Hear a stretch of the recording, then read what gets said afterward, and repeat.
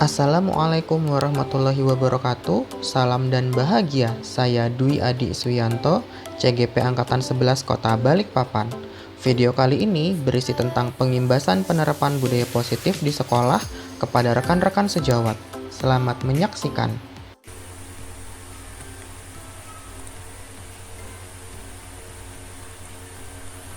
Baik, saya mulai saja ya Bapak Ibu. Assalamualaikum warahmatullahi wabarakatuh. Waalaikumsalam warahmatullahi wabarakatuh. Waalaikumsalam warahmatullahi wabarakatuh. Selamat malam dan salam bahagia untuk kita semua. Terima kasih Bapak Ibu sudah mau menghadiri pertemuan pengimbasan materi ini secara virtual, walaupun sudah malam ya Bapak Ibu, tapi Bapak Ibu masih tetap semangat untuk menghadiri kegiatan kita hari ini. Insya Allah kegiatan ini nanti kita masukkan kombel dan nanti bisa dibikinkan sertifikatnya juga oleh Ibu Koordinator Kombel, yaitu Bu Rena. Nah, izinkan saya untuk share screen. Tapi sebelumnya gimana kabarnya Bapak Ibu? Alhamdulillah sehat. Alhamdulillah. Walaupun hujan ya tadi siang ya, tapi tetap sehat alhamdulillah. Nah, jadi kegiatan kita hari ini itu saya akan mengimbaskan materi yang sudah saya dapatkan ketika saya mengikuti kegiatan guru penggerak, yaitu tentang penerapan budaya positif di sekolah. Nah, dari kalimat ini Bapak Ibu pernah dengar nggak apa sih budaya positif gitu? Siapa tahu sudah ada yang pernah mendengar.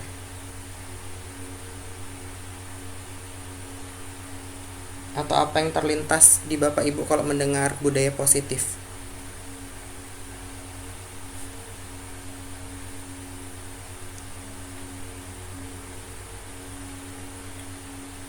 Ada yang sudah pernah dengar tentang budaya positif?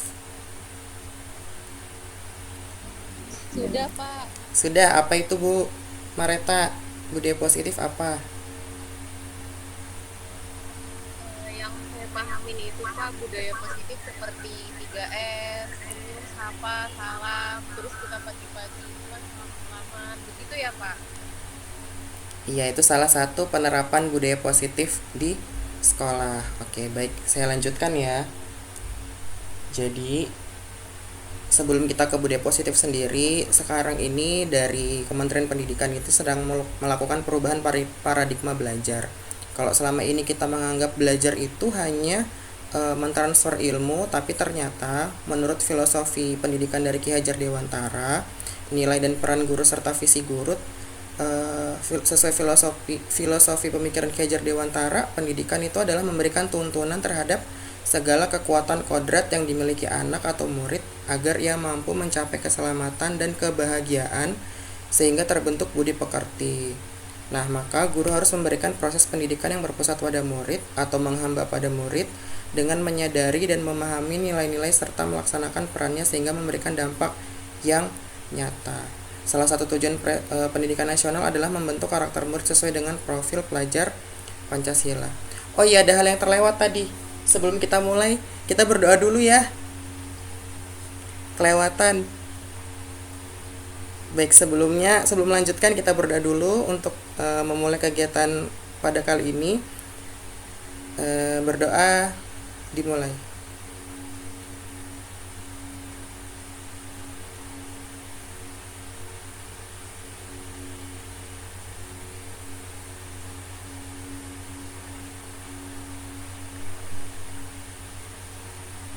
Berdoa selesai.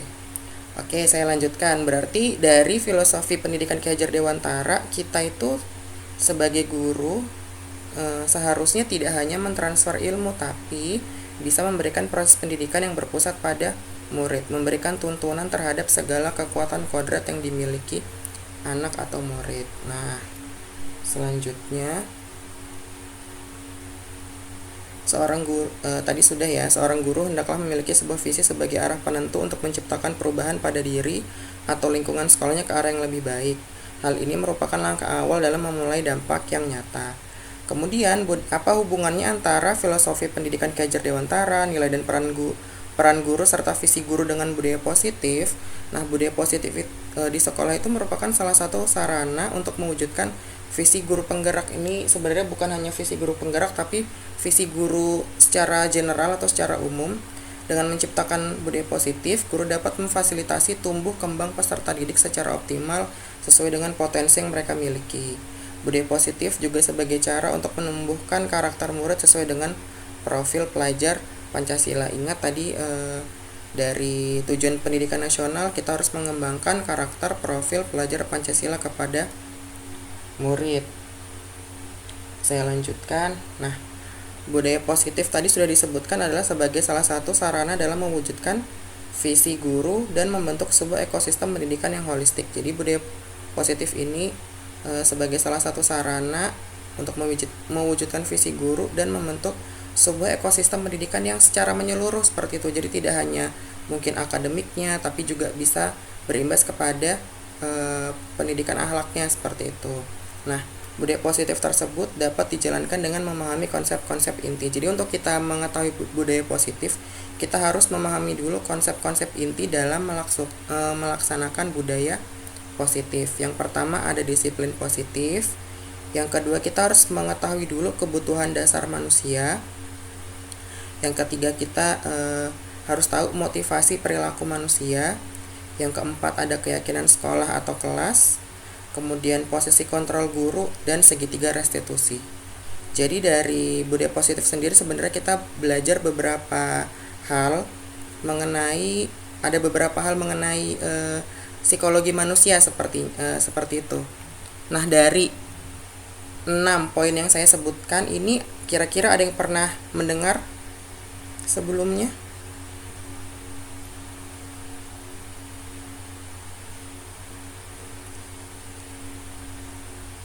Belum ada? Belum, Pak. Belum, oke. Berarti saya harus jelaskan satu-satu. Dari yang pertama mengenai disiplin positif. Nah, disiplin itu dalam bahasa Latin, disiplina memiliki makna belajar. Jadi ternyata disiplin itu dari bahasa Latin artinya adalah belajar. Secara lebih luas, disiplin bermakna bagaimana cara kita mengontrol diri dan bagaimana menguasai diri untuk memilih tindakan yang mengacu pada nilai-nilai yang kita hargai agar tercapai tujuan mulia yang diinginkan. Jadi disiplin ini secara lebih luas yaitu belajar bagaimana cara kita bisa mengontrol diri dan menguasai diri seperti itu. Kemudian saya lanjutkan. Nah, sejauh ini sebelum kita lanjutkan ke disiplin positif, di sini ada teori kontrol dulu. Apa itu teori kontrol? Teori kontrol itu menyatakan bahwa semua perilaku memiliki tujuan bahkan terhadap perilaku yang tidak disukai. Jadi teori kontrol menyebutkan seperti itu. Nah, sekarang saat kita berada di sekolah ternyata banyak ilusi-ilusi kontrol yang sering kita jumpai. Seperti yang pertama, ilusi guru mengontrol murid.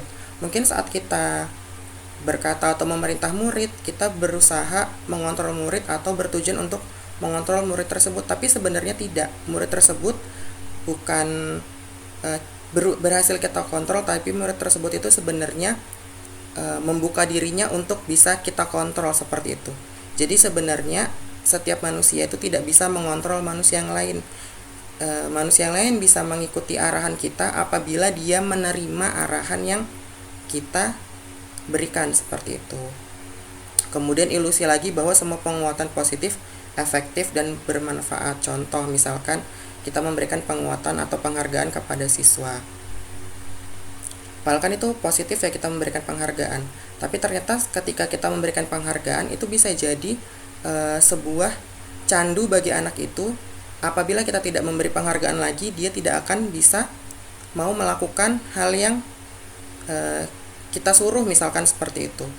Kemudian ilusi bahwa kritik dan membuat orang merasa bersalah dapat menguatkan karakternya. Ini juga kadang kita mengkritik orang dengan tujuan supaya kita bisa menguatkan karakter orang tersebut, tapi ternyata dengan mengkritik ternyata malah bisa membuat, apalagi membuat merasa bersalah, itu bisa membuat orang tersebut malah semakin terpuruk seperti itu.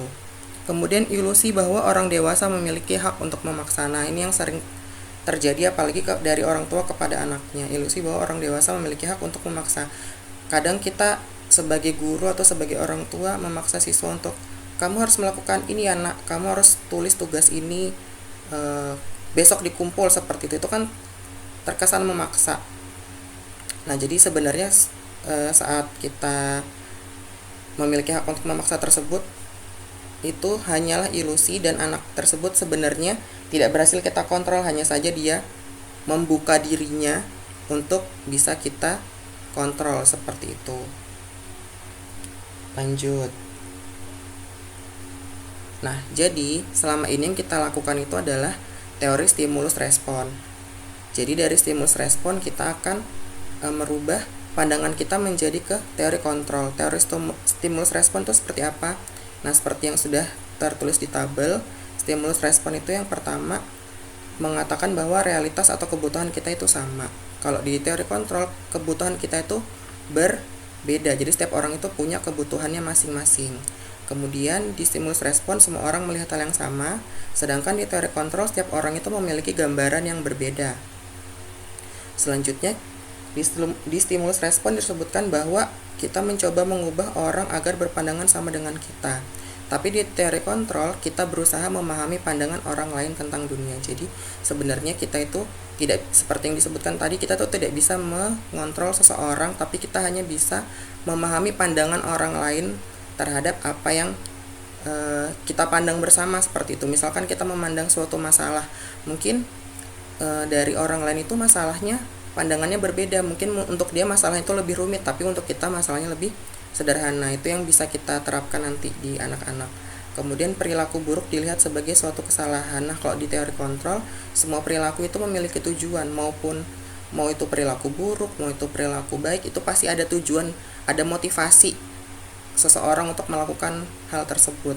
Kemudian di stimulus respon disebutkan orang lain bisa mengontrol saya. Nah, di teori kontrol hanya Anda yang bisa mengontrol diri Anda sendiri. Jadi ternyata cuma diri kita sendiri yang bisa mengontrol diri kita.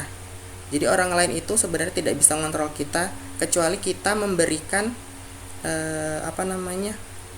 membuka diri terhadap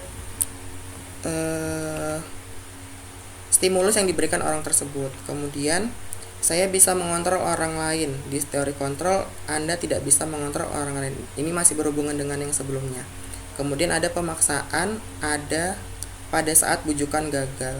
Nah, di teori kontrol, kolaborasi dan konsensus menciptakan pilihan-pilihan yang baru. Dan yang terakhir, di teori stimulus respon, model berpikirnya itu menang kalah, ada yang menang, ada yang kalah. Sedangkan kalau di teori kontrol, kita model berpikirnya menang-menang. Jadi sama-sama menang, sama-sama enak, sama-sama baik, seperti itu. Kita lanjutkan. Jadi disiplin positif itu adalah sebenarnya cara penerapan disiplin yang mengajarkan anak bertanggung jawab dan menumbuhkan kesadaran diri berdasarkan nilai-nilai kebajikan. Kemudian bisa mengontrol diri dan menguasai diri serta bertanggung jawab terhadap tindakan yang dilakukan. Dan yang terakhir memiliki motivasi internal atau menyadari dan memahami, bukan motivasi eksternal atau paksaan, pujian, atau hukuman. Jadi disiplin positif itu sebenarnya adalah cara penerapan disiplin yang mengajarkan anak untuk bertanggung jawab dengan cara kita menumbuhkan motivasi internalnya. Si anak itu menyadari dan memahami, bukan karena ada motivasi eksternal seperti paksaan, pujian, atau hukuman. Jadi diharapkan dengan disiplin positif kita sebagai guru bisa menumbuhkan motivasi internalnya tersebut. Jadi anak itu tidak terlalu berpatokan pada motivasi eksternal, paksaan, pujian, atau hukuman, seperti itu. Selanjutnya, nah kita lanjut ke kebutuhan dasar manusia. Nah, ternyata di kebutuhan dasar manusia itu ada 5. Yang pertama ada kebutuhan bertahan hidup, kebutuhan kasih sayang dan rasa diterima, kebutuhan akan penguasaan, kebutuhan akan kebebasan, dan kebutuhan akan kesenangan. Seluruh tindakan manusia itu memiliki tujuan tertentu. Nah, tujuan tersebut itu biasanya sebagai upaya pemenuhan kebutuhan manusia. Nah, tadi contohnya yang pertama ada kebutuhan bertahan hidup. Kebutuhan bertahan hidup itu meliputi apa saja? Meliputi kebutuhan dasar-dasar agar manusia itu bisa bertahan hidup seperti makan, kesehatan, dan tempat tinggal. Sedangkan kebutuhan yang kedua, kasih sayang dan rasa diterima, itu biasanya hubungan dan koneksi sosial, mendapatkan kasih sayang dan diterima dalam suatu kelompok. Jadi seperti kita ketahui, manusia ini pasti membutuhkan kelompok karena manusia adalah makhluk sosial, tidak bisa hidup sendiri seperti itu. Kemudian kebutuhan dasar manusia yang ketiga itu tentang penguasaan. Penguasaan ini lebih kepada kompetensi kita yang dimiliki manusia dan pengakuan atas kompetensi tersebut, seperti itu. Kemudian yang keempat ada tentang kebebasan. Kebebasan ini antara lain ada kemandirian, otonomi, memiliki pilihan, dan mampu mengendalikan arah hidup. Dan yang terakhir kebutuhan dasar manusia tentang kesenangan. Nah, kesenangan ini bisa bermain, tertawa, terus hiburan-hiburan yang lainnya seperti itu. Jadi manusia itu pasti butuh hiburan. Nah, kalau di SMP ini mungkin yang paling sering kita lihat ini anak-anak sangat butuh sekali terhadap kesenangan. Jadi mereka masih senang untuk bermain seperti itu. Kalau kita lihat ya, walaupun kadang permainan yang mereka lakukan itu mungkin berbahaya karena mereka masih belum tahu bahwa yang mereka lakukan itu adalah sesuatu hal yang berbahaya. Baik, saya lanjutkan. Nah, setelah kebutuhan tadi kita ketahui, setiap manusia itu memiliki motivasi untuk melakukan sesuatu hal. Nah, di sini kita bagi menjadi 3 motivasi perilaku manusia. Yang pertama, untuk menghindari ketidaknyamanan atau hukuman. Yang kedua, untuk mendapatkan imbalan atau penghargaan dari orang lain. Dan yang terakhir ada untuk menjadi orang yang mereka inginkan dan menghargai diri sendiri dengan nilai-nilai yang mereka percaya. Oke, sekarang saya tanya dulu kepada Bapak Ibu. Di sini ada 3 jenis motivasi perilaku manusia, tapi sebenarnya ini bisa kita kelompokkan menjadi 2 jenis motivasi. Tadi sudah disebutkan di sebelumnya, ada motivasi internal dan ada motivasi eksternal. Yang motivasi internal yang mana Bapak Ibu?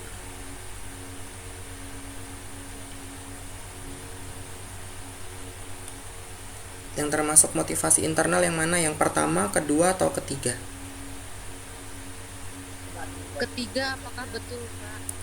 Iya, betul. Motivasi internal itu adalah motivasi yang ketiga, menjadi orang yang mereka inginkan dan menghargai diri sendiri dengan nilai-nilai yang mereka percaya. Jadi motivasi internal itu motivasi yang tumbuh dari dalam diri sendiri seperti itu. Nih. Jadi kalau motivasi eksternal itu berasal dari luar diri, seperti tadi menghindari ketidaknyamanan atau hukuman, atau mendapatkan imbalan, penghargaan dari orang lain, atau pujian seperti itu. Jadi ternyata manusia ini berperilaku berdasarkan 2 motivasi ini tadi, ada motivasi eksternal dan motivasi internal seperti itu. Nah, yang akan kita berlakukan dalam budaya positif atau disiplin positif, kita akan mengembangkan motivasi internal dari siswa. Bagaimana caranya kita mengembangkan motivasi internal? Dan ini memang adalah sesuatu hal yang tidak mudah karena kita harus membuat kebiasaan. Makanya di sini disebut sebagai budaya positif, karena sesuatu yang sudah menjadi kebiasaan dan menjadi sudah biasa dilakukan, itu akan menjadi sebuah budaya seperti itu. Nah, tadi sudah disebutkan ya, untuk menjadi orang yang mereka inginkan dan menghargai diri sendiri dengan nilai-nilai yang mereka percaya merupakan motivasi internal. Salah satu cara untuk melakukan atau membuat motivasi internal itu bisa terjadi di diri siswa, yang pertama, kita bisa menghindari hukuman atau pemberian penghargaan secara berlebihan agar meminimalisir motivasi eksternal.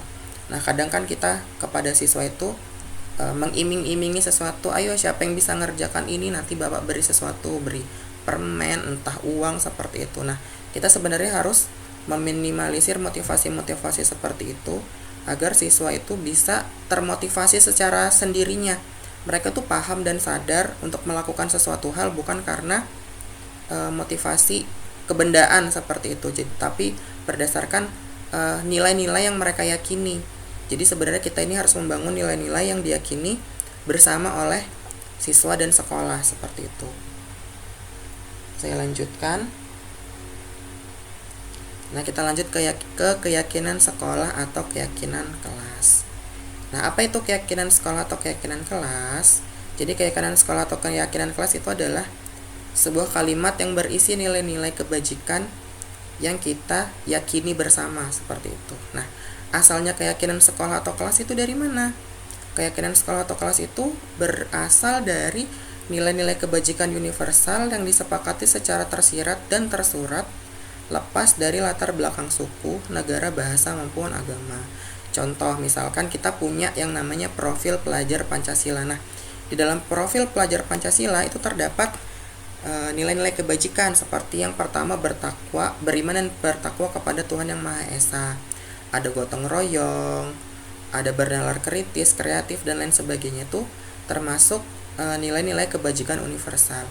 Nilai-nilai kebajikan universal itu apalagi contohnya, misalkan ada yang rasa hormat, toleransi, tenggang rasa, kebersihan, keselamatan, itu termasuk nilai-nilai kebajikan universal. Jadi nilai-nilai kebajikan universal itu sebenarnya adalah nilai-nilai yang mengantarkan kita ke arah kebaikan seperti itu dan bersifat universal. Nah, kemudian alasannya kenapa sih kita membentuk atau membuat keyakinan sekolah atau keyakinan kelas? Karena sebenarnya seseorang itu akan lebih tergerak dan bersemangat untuk menjalankan keyakinannya daripada hanya mengikuti serangkaian peraturan tertulis tanpa makna.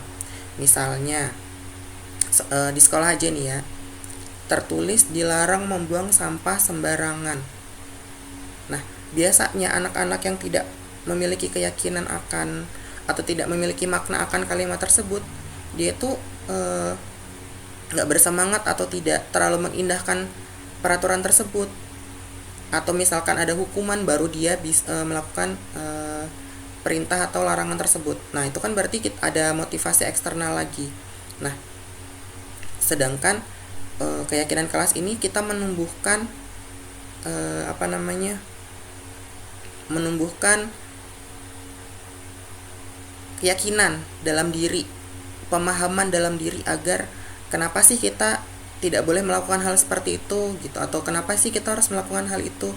Jadi anak-anak ini harus tahu latar belakang dari peraturan atau tata tertib yang ada di sekolah. Jadi mereka itu menaati bukan karena mereka takut kena hukuman atau mereka ingin mendapatkan pujian, tapi lebih kepada pemahaman mereka terhadap peraturan tersebut. Nah, peraturan tadi bisa kita ubah menjadi keyakinan sekolah atau keyakinan kelas seperti itu. Nah, karena kita sekolah, kita SMP, jadi biasanya keyakinan kelas ini bisa dibentuk oleh wali-wali murid seperti itu. Jadi setiap kelas punya keyakinan kelasnya masing-masing, atau kita bisa buat secara global yaitu keyakinan sekolah seperti itu. Nah, terus bentuk keyakinan sekolah atau keyakinan kelas itu seperti apa sih bentuknya?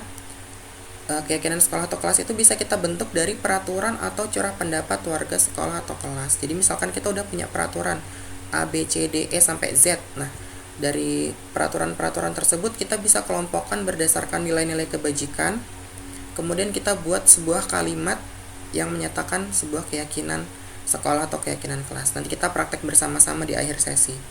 Kemudian bentuk keyakinan sekolah atau kelas tadi berupa pernyataan universal dan dibentuk dalam bentuk positif. Ini dibentuk dalam bentuk kalimat positif. Kalau kalimat negatif itu misalkan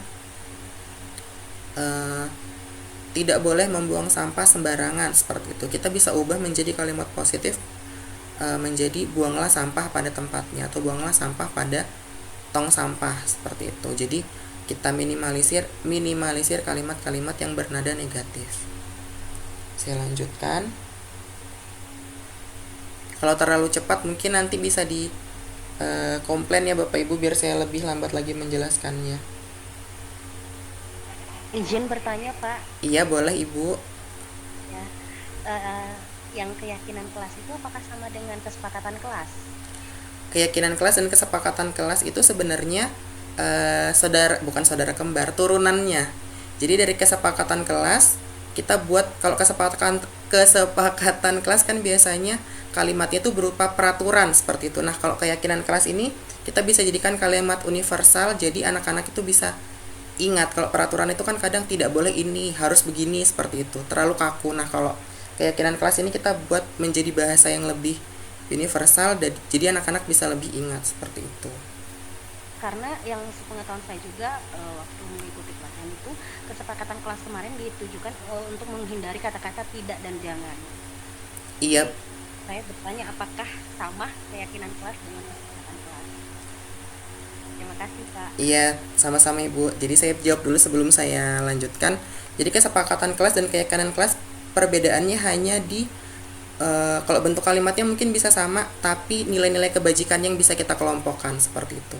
Jadi kita buat keyakinan dari nilai-nilai kebajikan seperti itu. Kalau kesepakatan kelas biasanya kan nanti ada konsekuensinya seperti itu, ya kan? Ya nggak Bu Ika? Iya Pak. Ya, biasanya seperti itu. Jadi kalau keyakinan kelas ini hanya berupa kalimat universal yang tidak menghakimi seperti itu. Kalau kesepakatan kelas biasanya berperilaku sopan atau berperilaku sopan santun, nanti ada konsekuensinya seperti itu kan Bu biasanya. Terima kasih Pak. Iya. Oke, saya lanjutkan. Selanjutnya di sini ada posisi kontrol guru. Nah, posisi kontrol guru ini ada 5. Yang pertama ada sebagai penghukum, yang kedua ada sebagai pembuat rasa bersalah, yang ketiga sebagai teman, yang keempat sebagai pemantau, yang kelima sebagai manajer. Saya contohkan dulu ya Bapak Ibu dari 5 posisi kontrol ini. Misalkan ada suatu kasus nih, ada seorang anak ke sekolah tidak mengenakan sepatu yang berwarna hitam, padahal ada peraturannya bahwa kalau ke sekolah harus memakai sepatu berwarna hitam. Nah, di sini ada 3 respon dari gurunya. Ada 5 respon dari gurunya. Yang pertama, lari keliling lapangan 3 kali, sepatunya disita. Yang kedua, ada berapa kali kamu sudah diberitahu kamu selalu mengecewakan ibu saja. Yang ketiga, ayo dong ikuti aturan sekolah, tolong bantu bapak sekali ini saja untuk kamu menaati peraturan sekolah. Bisa kan? Kemudian ada juga mungkin guru yang seperti ini, kamu sudah melanggar peraturan sekolah. Kamu tahu konsekuensinya, sepatunya bapak sita, setelah pulang sekolah ambil kembali dan besok bapak mau lihat kamu memakai sepatu hitam. Dan ada yang terakhir, apakah kamu tahu kesalahanmu? Kira-kira bagaimana kamu memperbaiki kesalahanmu? Nah, dari 5 posisi kontrol guru tadi, ada yang bisa menyebutkan nggak? Yang pertama sampai ketiga ini posisi kontrol guru sebagai apa? Yang pertama dulu, lari keliling lapangan 3 kali, sepatunya disita. Kira-kira posisi kontrol sebagai apa? Tadi ada penghukum, pemberi rasa bersalah, teman, pemantau, dan manajer. Kira-kira untuk yang pertama, Penghukum Pak. Penghukum Pak. iya, kenapa alasannya dia sebagai penghukum? Karena sepatunya akan disita. Betul, karena alasannya dia langsung memberikan hukuman dan sepatunya disita. Baik, betul yang nomor 1. Yang nomor 2, berapa kali kamu sudah diberitahu kamu selalu mengecewakan ibu saja? Teguran Pak, apakah betul? Pilihannya tadi ini. Yang mana?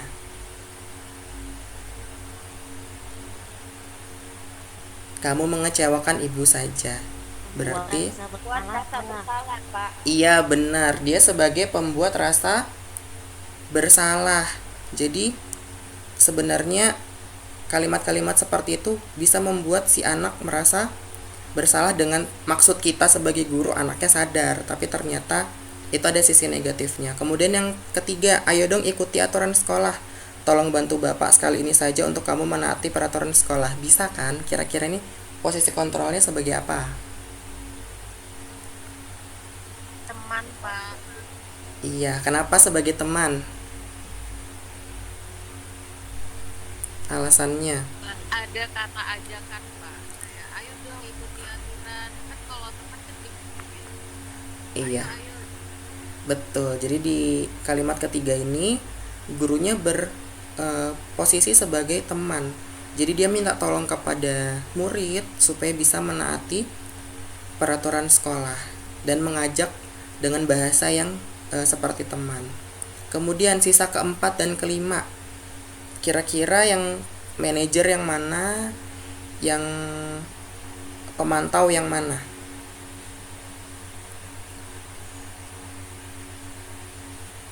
4 memantau, 5 manajer. Wes, pintar Bu Hadijah. Tepuk tangan buat Bu Hadijah dulu ini berarti. Kita kasih tepuk tangan.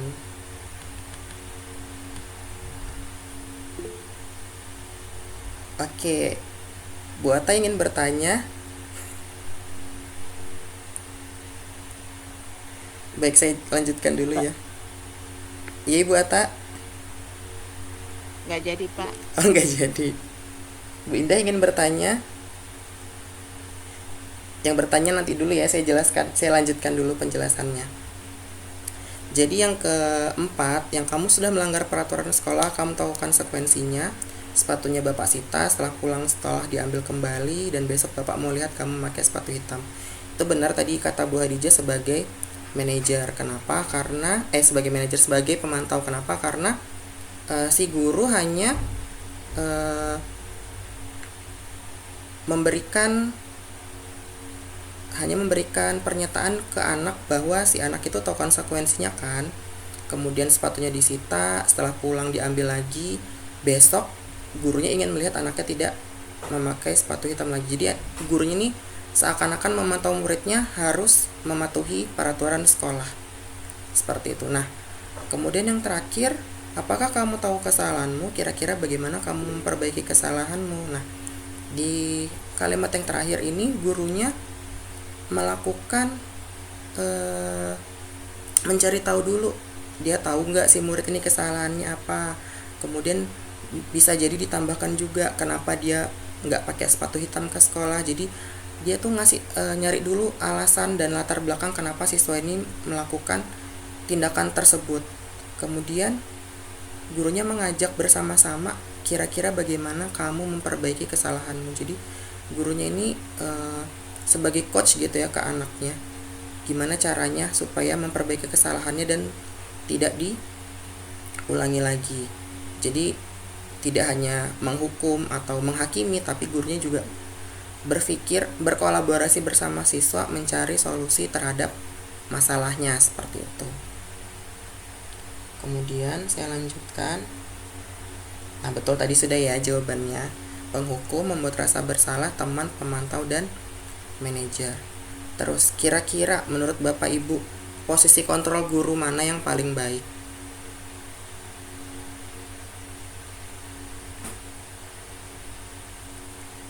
Manajer Pak. Manajer, Pak. Manajer. Oke. Sebenarnya posisi kontrol guru yang paling baik itu tergantung situasi yang ada, gitu. Jadi kita tidak selalu bisa menjadi manajer bagi murid kita karena mungkin ada keterbatasan waktu dan lain sebagainya. Jadi kita bisa memposisikan diri kita seperlunya kepada murid. Iya Bu Indah, ada yang ingin ditanyakan? Loh. Iya Bu Hadijah, silahkan.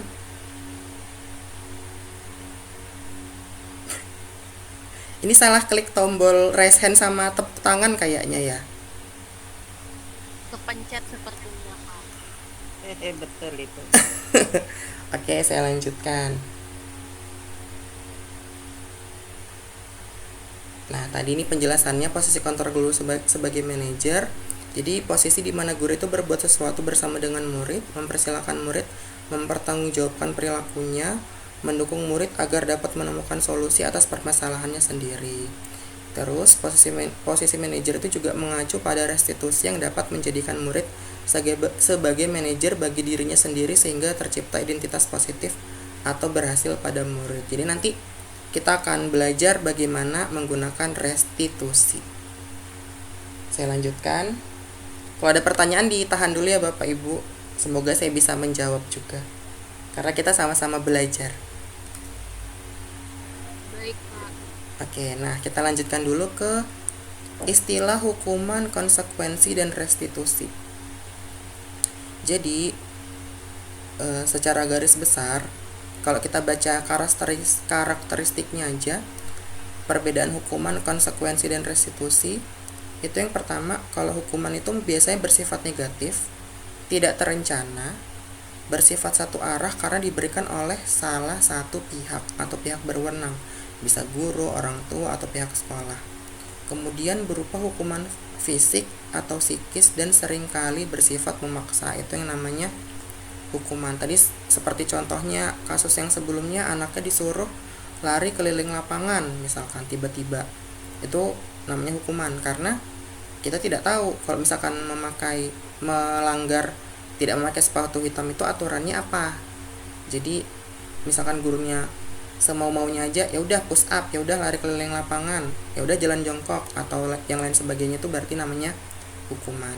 Nah, kalau konsekuensi itu bisa bersifat positif atau negatif, terjadi secara alami atau terencana sesuai dengan peraturan, dan seringkali bersifat mendidik. Guru selalu memonitor murid. Jadi kalau konsekuensi itu seperti tadi, misalkan kita buat peraturan atau kesepakatan kelas.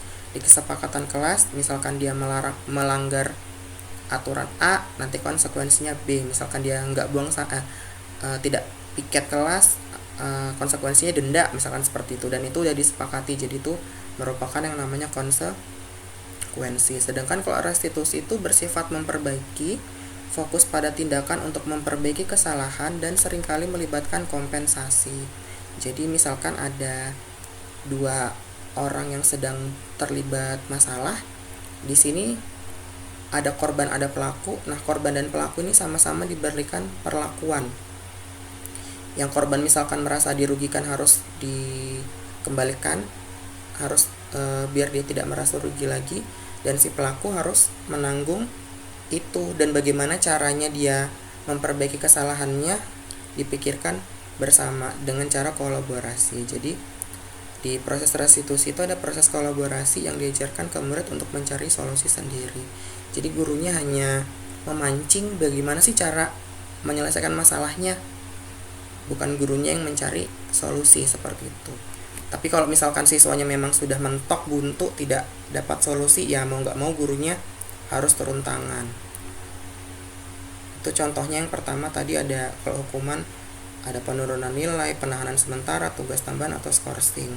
Kemudian kalau konsekuensi, kalau secara alami kan kalau misalkan tidak mengerjakan PR dapat nilai buruk seperti itu, atau misalkan siswa terlambat ke sekolah ada konsekuensi sesuai peraturan sekolah.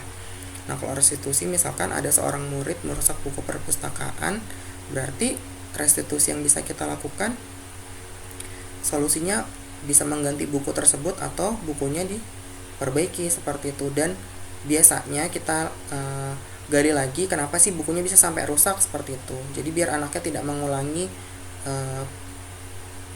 perilaku yang sama, jadi tidak mengulangi perilaku yang sama seperti merusak buku tadi. Saya lanjutkan.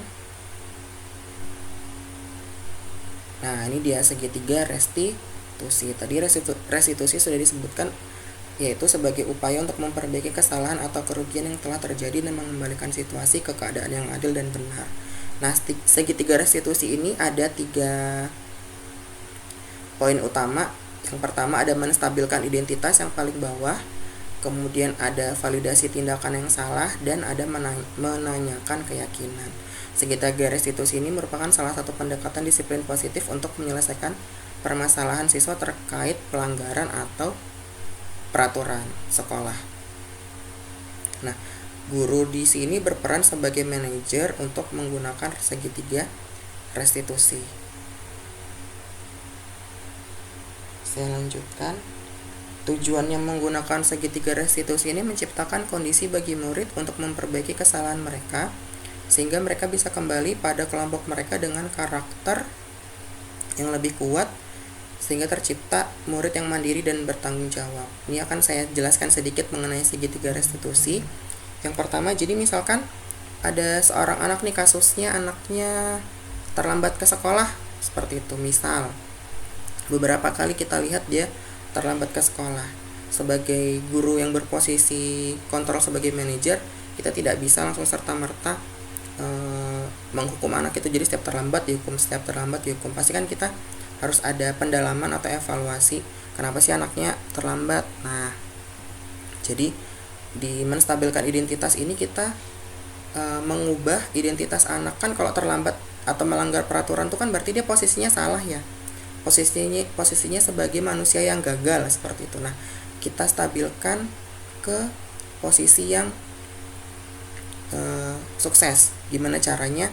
Kita bisa mengambil atau mengaitkan dengan fenomena yang lain. Misalkan dia sering terlambat, oh iya dulu bapak juga sering terlambat, atau banyak kok juga orang-orang di luar sana yang datang terlambat. Tapi apakah terlambat itu merupakan hal yang baik? Ini buat saya sendiri terutama ya, hal suka terlambat. Jadi apakah terlambat itu merupakan hal yang baik seperti itu? Jadi kita tuh nanya dulu ke siswanya, kemudian kita dengan pertanyaan tadi kita bisa memvalidasi tindakannya dia. Jadi kita validasi, oh enggak pak, misalkan dia jawab terlambat itu bukan tindakan yang baik, nah berarti terlambat itu perbuatan yang salah kan. Jadi kita validasi perbuatannya yang salah. Kemudian kita bisa menanyakan keyakinan. Terus kalau kamu terus kalau kamu terlambat berarti kamu melanggar aturan sekolah yang mana, seperti itu. Terus kita bisa lanjutkan lagi, apakah kamu meyakini peraturan tersebut, seperti itu. Kalau dia yakin dengan peraturan tersebut berarti kan dia sebenarnya tahu dan paham bahwa perilakunya dia itu salah. Kemudian dari kesalahannya itu kita bisa gali lagi alasannya kenapa sih terlambat, seperti itu. Mungkin dia tadi malam bergadang, atau mungkin tadi malam dia membantu ibunya atau membantu ayahnya bekerja, kan bisa jadi seperti itu. Jadi siswa itu tidak serta-merta kita langsung berikan hukuman. Nah, setelah kita tahu masalahnya apa, gimana sih caranya supaya kamu gak terlambat lagi. Kalau misalkan dia malam bergadang, kenapa kamu bergadang? Oh, misalkan main game online, ya berarti gimana caranya dia gak main game online sampai kemalaman. Bukan kita melarang ya. Jadi kita selain memvalidasi tindakan yang salah, kita memvalidasi tindakan dia juga, memvalidasi perasaannya juga. Seperti yang kita ketahui tadi, kebutuhan manusia itu kan tadi ada yang kebebasan, ada kebutuhan tentang kesenangan dan lain sebagainya. Nah, sebagai manusia dia juga mungkin butuh kesenangan, tapi kesenangannya dia jangan sampai mengganggu aktivitas dia yang lain, seperti itu. Karena mungkin dia melakukan game online tuh membutuhkan kesenangan dan dilakukan secara berlebihan, kan seperti itu ya.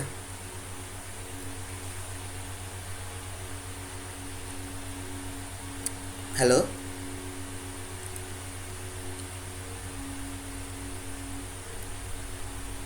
Apakah suara saya terdengar? Terdengar. Oke. Jadi kalau saya di segitiga restitusi, yang pertama, selain menstabilkan identitas, dia tuh memang berbuat salah, tapi berbuat salah itu lumrah. Kemudian kita memvalidasi tindakan dia salah, tapi kita juga harus memvalidasi perbuatannya dia itu tadi. Contohnya tadi dia bermain game online. Kita nggak ngelarang bermain game online. Kita tahu dia butuh kesenangan, kita tahu dia butuh hiburan, tapi gimana caranya supaya dia tidak melalaikan aktivitas yang lain. Jadi kita tanyakan lagi keyakinannya, apa kamu yakin tentang keyakinan A, apa kamu yakin peraturan ini dan bisa kamu lakukan, seperti itu. Setelah itu baru kita gali masalahnya dan cari solusinya bersama. Untuk lebih jelasnya praktek segitiga restitusi nanti bisa tonton di channel YouTube saya, sudah saya tampilkan di sana, nanti bisa saya share lah linknya di grup sekolah. Oke, ini sudah habis materinya sampai segitiga restitusi. Ada yang mau ditanyakan dulu sampai sini?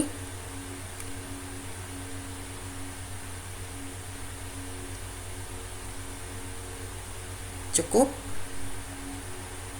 Cukup jelas? Atau pusing atau terlalu cepat? Cukup, Pak. Baik, nanti kalau misalkan ada yang perlu kita diskusikan secara langsung. Ini saya minta maaf juga kenapa secara online, karena beberapa hari saya nggak di sekolah dan pertemuan ini harus saya rekam sebagai bukti. Jadi paling gampang di online seperti ini. Sekarang kita lanjut ke sedikit praktek tentang membuat keyakinan sekolah. Nah, sekolah kita tuh kan sudah punya janji siswa nih, janji siswa SMP Negeri 13 Balikpapan. Dari janji-janji tadi sebenarnya sudah ada kalimat yang bisa kita jadikan keyakinan sekolah. Nah, tapi dari 7 janji siswa tadi, kita bisa kelompokkan dulu nih berdasarkan nilai-nilai kebajikan yang ada. Coba kita lihat. Nih, janji siswa yang pertama ada bertakwa kepada Tuhan Yang Maha Esa. Kira-kira nilai kebajikan yang dituju ini apa?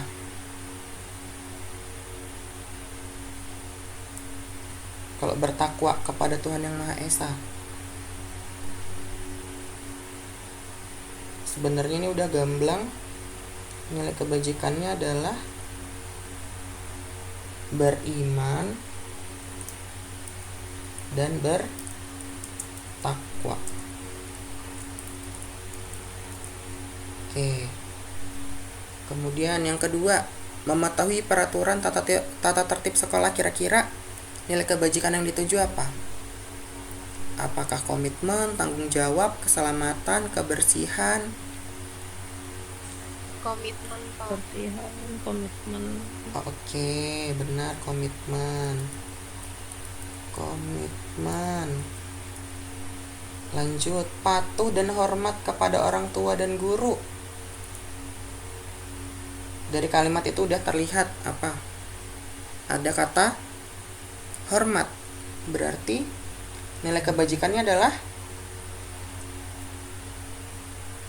adalah rasa hormat. Oke. Yang kemudian ada berprestasi, disiplin, jujur, dan bertanggung jawab. Kira-kira apa ini? Banyak nih di dalam sini. Ada berprestasi, disiplin, jujur, dan bertanggung jawab. Nilai kebajikan yang dituju. Tanggung jawab, Pak. Oke, bertanggung jawab. Selain itu apa ada yang lain?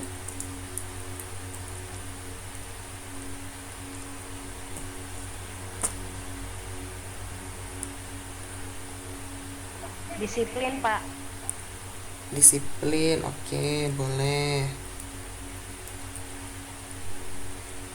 Dan tentu saja jujur,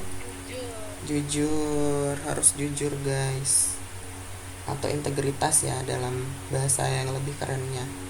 Kemudian nih paling mudah nih, menjaga kebersihan dan keindahan lingkungan sekolah.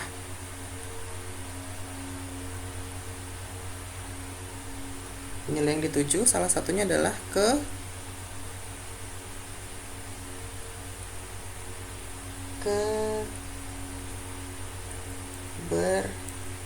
Kebersihan, Pak. Iya, betul. Lanjut, yang keenam. Ini sama nih sebenarnya sama yang ketiga. Rasa hormat ya, Pak. Iya, betul, rasa hormat. Dan yang terakhir, nih, menjaga dan menjunjung tinggi nama baik pribadi, keluarga, dan sekolah. Apa kira-kira? Ini berhubungan dengan apa? Dengan kebanggaan, dengan nama baik.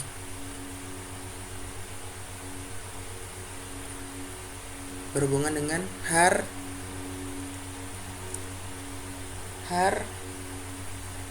Tata, dan Renata. Harga diri. Oke, sampai sini ada yang ditanyakan nggak sebelum saya lanjutkan?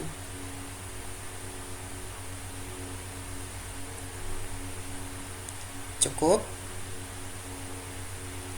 Saya lanjutkan ke selanjutnya. Jadi setelah tadi kita ambil dari janji siswa atau peraturan sekolah misalkan, tapi di sini saya ambil contohnya janji siswa saja. Kemudian kita lihat tadi dari janji siswa, kita kelompokkan, kita sebutkan nilai-nilai kebajikannya. Ada yang beriman dan bertakwa, komitmen, rasa hormat, bertanggung jawab, disiplin, jujur, kebersihan, ada rasa hormat lagi, dan ada harga diri. Nah, sebenarnya di sini ada satu kelompok nilai kebajikan, yaitu ada rasa hormat.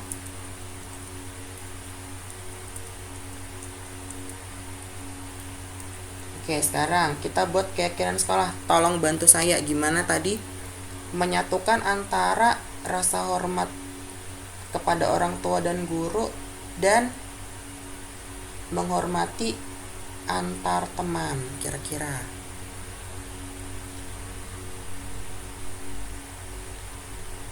Kita buat satu kalimat utuh yang bernada kalimat positif.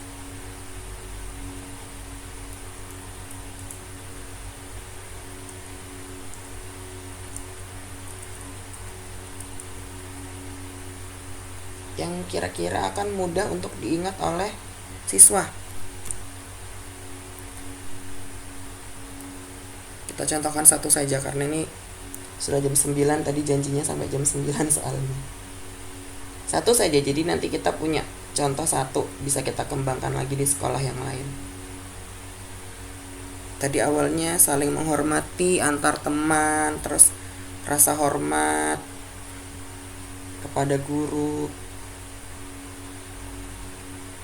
saling hormat, menghormati baik kepada yang tua maupun yang muda. boleh saling menghormati baik kepada yang lebih tua atau yang muda. Nah, karena siswa kita udah SMP, kita buat kalimat penegasnya di sini di depan. Kami meyakini untuk saling menghormati. Boleh, dah. Atau mau direvisi? Silahkan. Atau sudah cukup? Sudah cukup ya? Sepertinya sudah cukup dari teman-teman yang lain juga. Nah, sampai sini kita sudah praktek juga membuat keyakinan sekolah. Nanti untuk lebih lengkapnya kita bisa diskusi lagi di sekolah. Kemudian ada yang ingin ditanyakan nggak sampai sini? Atau misalkan, Pak, saya ini mau melakukan segitiga restitusi, tapi kalau melakukan segitiga restitusi terlalu lama prosesnya, sedangkan waktu yang saya punya tuh nggak sebegitu lama. Apakah nggak ada cara lain, misalkan seperti itu. Nah, sebenarnya kita bisa melakukan yang namanya intervensi 30 detik. Jadi kita bisa menanyakan keyakinan ke anak atau menanyakan apakah kamu paham peraturannya, apakah kamu tahu perilakumu tuh salah atau benar, seperti itu. Jadi sebelum kita melakukan segitiga restitusi dan kita tidak mempunyai cukup waktu, kita bisa memberikan yang namanya intervensi 30 detik kepada anak. Nah, itu dengan intervensi tadi diharapkan anak yang berperilaku salah atau berperilaku buruk, kita bisa intervensi, kita bisa potong perilakunya sehingga tidak berkelanjutan dan bisa mengembalikan dia lagi ke identitas baik atau ke identitas yang benar dengan menanyakan apakah kamu yakin atau apakah kamu tahu peraturannya seperti apa, karena kamu sudah melanggar peraturan yang mana, seperti itu. Misalkan anak-anak lagi sholat nih, kan kalau di sekolah kita biasa tuh anak-anak seperti itu. Ini kadang curhat aja, biasa kalau saya ketemu anak-anak itu lagi sholat terus main-main, saya kadang ketek telinganya atau saya tarik, saya suruh dia sholat sendiri di luar, tapi pada akhirnya juga dia nggak mengulangi, nggak nambah rakaat dan biasanya langsung kabur. Nah, sebenarnya daripada berbuat seperti itu, kita bisa tanyakan dia tuh sebenarnya tahu nggak sih itu perbuatannya salah atau benar. Karena kadang anak-anak itu kan eh, apa namanya, berperilaku tuh karena namanya anak-anak ya, mereka tuh ini apalagi SMP, transformasi antara anak-anak menuju dewasa, mereka masih punya jiwa-jiwa anak-anak yang masih suka bermain seperti itu. Padahal apalagi dalam keadaan sholat itu kan sesuatu yang sakral dan tidak boleh untuk bermain-main. Kadang mereka juga masih belum paham. Nah, kita bisa intervensi dia, kita tanya itu halnya baik atau benar, itu salah atau tidak. Jadi mereka tuh bisa sadar, kalau bahasa anak-anak zaman sekarang mindfulness, dia bisa sadar itu salah atau tidak, dan kita harap dia tidak ngulangin perilaku itu lagi di saat itu. Jadi untuk kedepannya nanti bisa kita treatment atau kita beri perlakuan dan beri pengertian supaya tidak berulang seterusnya. Jadi untuk intervensi 30 detik sebenarnya sebagai sebagai hal darurat aja kita lakukan, karena untuk melakukan di saat itu aja. Sedangkan untuk segitiga restitusi harapannya kita bisa mencari solusi dan menyadarkan anak itu dalam untuk waktu yang lebih lama seperti itu. Baik, ada yang ingin ditanyakan Bapak Ibu? Ini sudah slide terakhir. Saya bisa bertanya, Pak? Iya, boleh Bu Ika. Ya, betul sekali yang Bapak sampaikan tadi untuk positif bagi anak. Terus yang saya tanyakan ini, Pak, kita sudah di sekolah sudah berusaha untuk melakukan hal yang positif seperti itu. Tetapi kan waktu di sekolah jauh lebih singkat daripada kebiasaan waktu di rumah, dan kebiasaan di rumah yang terkadang juga sering membawa ke sekolah gitu.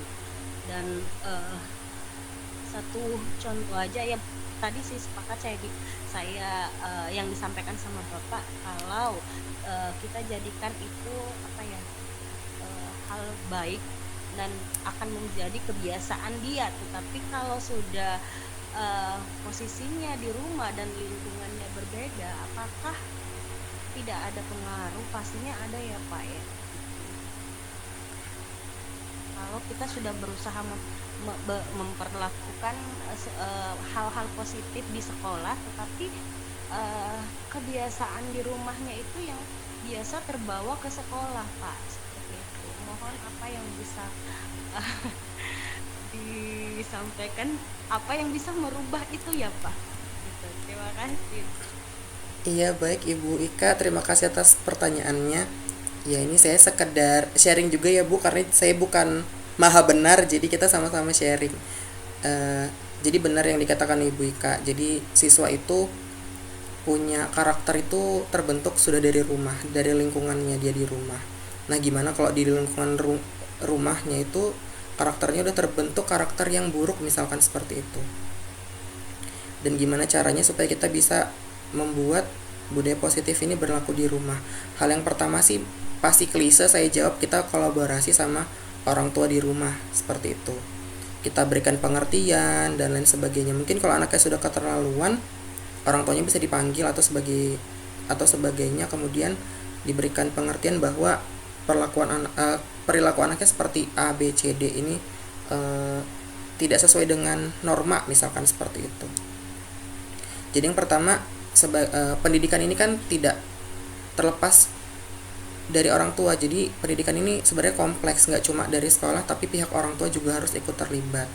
Nah, kalau misalkan sudah kita berusaha semaksimal mungkin, tapi anaknya juga tidak berubah perilakunya, cuma ada satu yang bisa kita lakukan, kita kembalikan itu ke orang tuanya lagi, seperti itu. Menurut saya sih seperti itu, karena contoh aja, ini bukan masalah perilaku ya Ibu, masalah membaca aja, masalah kan membaca ini udah jadi berita nasional ya. Kalau sekarang Indonesia ini lagi darurat membaca juga, banyak siswa SMP atau SMA yang masih tidak bisa membaca. Nah, kalau seperti itu kan misalkan kita udah berusaha di sekolah mengajari anaknya dengan baik, tapi di rumah orang tuanya tuh cuek, tidak tahu, tidak berusaha berkolaborasi dengan sekolah, anaknya dibiarkan, ya kita bisa apa? Sekolah ini hanya sebagai tempat tumbuh kembang potensi mereka sebenarnya. Jadi hal-hal yang baik kita berikan penebalan biar mereka lebih baik, sedangkan hal-hal yang lain itu kan berusaha ditutupi. Seperti itu kan harusnya pendidikan.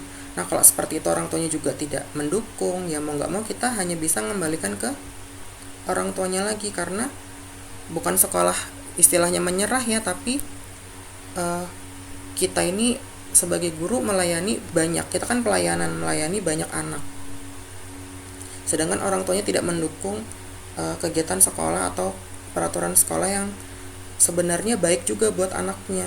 Ya mau nggak mau kan berarti sekolah sama orang tua sudah tidak punya komitmen yang sama untuk membangun atau membentuk anak ini menjadi karakter yang positif.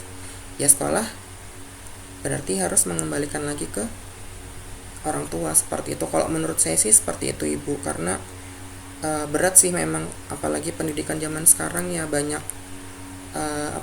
intervensi dari internet, game dan lain sebagainya, seperti itu. Mungkin itu saja jawaban dari saya Bu. Iya, betul sekali Pak. Karena bukan hanya kita sebagai pendidik yang harus belajar tentang positif diri itu, bukan hanya siswa, harus juga kita edukasi ke orang tua mengenai positif.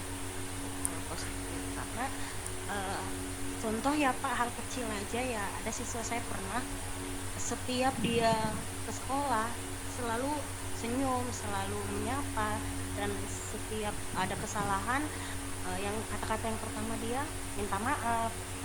Itu jadi terbiasa. Saya tanyakan kenapa seperti itu, karena lingkungan rumah saya seperti itu yang diajarkan oleh orang tua saya, minta tolong, minta maaf. Jadi hal-hal yang seperti itu akan tumbuh dari kecil dan besarnya pun akan terbawa seperti itu. Mungkin Pak ya contoh satu kasus dari siswa saya. Terima kasih Pak. Iya, terima kasih Bu Ika atas penguatannya. Benar Ibu, jadi kalau dari rumah sudah dibiasakan baik, insya Allah sampai kedepannya pun baik. Nah itu salah satu PR juga buat kita ya Bapak Ibu, kalau misalkan ada siswa yang berkelakuan buruk, ya gimana caranya kita bisa mengurangi kelakuannya itu, bukan menghilangkan, setidaknya mengurangi dulu.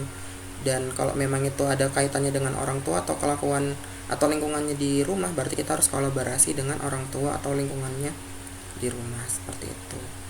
Ada lagi yang ingin sharing, yang ingin berbagi? Kalau tidak ada, saya simpulkan pertemuan kita hari ini. Jadi kesimpulannya, yang pertama, budaya positif hubungannya dengan filosofi Ki Hajar Dewantara. Dengan menjalankan budaya positif di sekolah, kita akan mempermudah dalam tercapainya tujuan pendidikan nasional sesuai dengan filosofi Ki Hajar Dewantara, yaitu pendidikan yang berpihak pada murid dan bersifat menuntun tumbuhnya kekuatan kodrat yang ada pada murid. Kemudian, budaya positif dihubungkan dengan nilai dan peran guru. Budaya positif dapat terwujud jika seorang guru menyadari dan memahami nilai-nilai guru serta melaksanakan peran guru yang sesungguhnya sehingga dapat memberikan dampak yang nyata. Kemudian budaya positif dapat terwujud dengan mendorong kolaborasi antara semua warga sekolah dengan adanya keyakinan sekolah yang harus disepakati dan dijalankan bersama. Kemudian setiap guru pasti memiliki visi ya Bapak Ibu. Budaya positif di sekolah merupakan salah satu sarana untuk mewujudkan visi guru ya secara umum. Kemudian dengan menciptakan budaya positif, guru dapat memfasilitasi tumbuh kembang peserta didik secara optimal sesuai dengan potensi yang mereka miliki. Seperti itu. Nah, terima kasih atas partisipasi Bapak Ibu di kegiatan kita malam ini. Semoga hal yang saya sampaikan bisa menjadi bisa menjadi kenang-kenangan buat Bapak Ibu dalam menjalankan pembelajaran di sekolah. Terutama buat saya juga, kita bisa melakukan perubahan yang lebih baik. Kita harus selalu bergerak dan menggerakkan agar sekolah kita bisa terus maju, dinamis sesuai perkembangan zaman. Nah, Sebelum saya tutup pertemuan kita hari ini, marilah kita berdoa dulu sesuai agama atau keyakinan kita masing-masing, agar hal-hal yang sudah kita dengarkan bersama, kita bagi bersama, bisa kita implementasikan di kegiatan kita sehari-hari. Berdoa, mulai.